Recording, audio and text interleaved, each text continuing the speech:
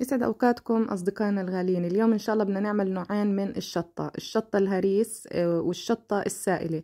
طبعا انا عندي في الاول مقدار 3 كيلو من الفلفل الحار وكيلو من الفلفل الحلو او الفليفلي بنسميها او الفلفل الرومي. طبعا انا مع الاسف ما لقيت فلفل لونه احمر، ما كانش في السوق الا الفلفل الاخضر هذا، فاذا انتوا لقيتوا الفلفل الاحمر جيبوا فلفل احمر عشان تاخدوا شطة لونها احمر. اللي بدي اعمله في محضرة الطعام بدي احط الفلفل، وعندي للكمية اللي حكيتها كمية الفلفل بضيف لها راس من الثوم وضمة كزبرة وضمة بقدونس، كزبرة خضراء وبقدونس. بغسلهم جميعياتهم مظبوط لأتأكد من نظافتهم، بعدين بفرمهم وببدأ أحطهم في محضرة الطعام لحتى أطحنهم، أخذ طحنة ناعمة. هاي هون أضفتهم في محضرة الطعام، ببدأ أطحن فيهم. شايفين هيك بعد الطحن بصير شكلهم. بحطهم بمصفى أنا لأنه بطلع منهم كمية من السوائل المي، بحطهم في مصفى عفوا لحتى أصفيهم تماما، ما بدي يكون عليهم مي. بطحن الكمية كلها هيك. بعد ما طحنت كل الكمية اللي عندي، كمية الفلفل بالكزبرة والبقدونس والثوم، رح تشوفوا شو نزل منهم كمية مي.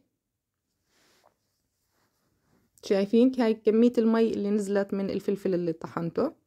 طبعا انا هاي المي ما برميها، هاي المي بحولها لشطة سائلة. شوفوا الطريقة، عندي بحط الشطة السائلة تقريبا عندي هون مقدار 2 لتر طلعت مي، بضيف لهم كاسة من كاسات الشاي خل التفاح، ملعقتين كبار من معجون الطماطم، ملعقتين كبار من السكر، ملعقتين كبار من الطحين، وبخلطهم كلهم مع بعض وبتركهم على النار يضلوا يغلوا لحتى، وضيف لهم ملح عفوا، بتركهم يضلهم يغلوا لحتى القوام عندي يصير سميك، يبدأ القوام عندي يصير سميك.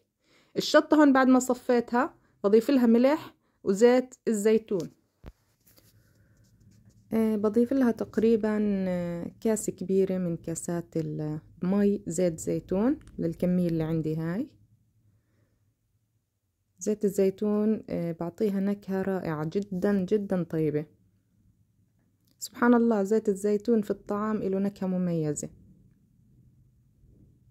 بقلبهم مع بعض مظبوط، وبعديها ببدأ أعبيهم بالمرتبانات. طبعا الريحة والله خرافية، هاي يعني أنا بعتبرها أنه خليط لفتح الشهية، فاتح للشهية مش طبيعي هاي الشطة. بعد ما عبيتها بالمرتبانات بضيف على وجه كل مرتبان شوية زيت زيتون. زيت الزيتون بحافظ على وجه الشطة ما يتعفن، يمنع عنها التعفن.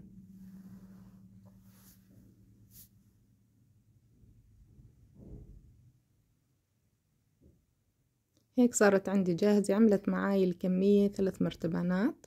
عندي الشطة السائلة شايفين صارت يعني الكمية أقل من النص، الربع صارت الكمية. ظلت تغلي لحتى القوام عندي شويها شد حاله، أصبح نوعا ما تخين. بعبيها الشطة السائلة في زجاجة.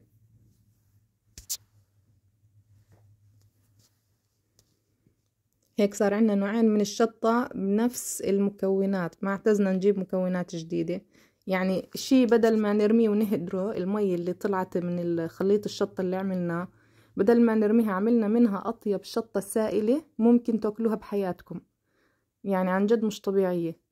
لغاية هون الفيديو بيكون انتهى أصدقائنا الغاليين. إذا عجبكم لا تنسونا باللايك. إلى اللقاء.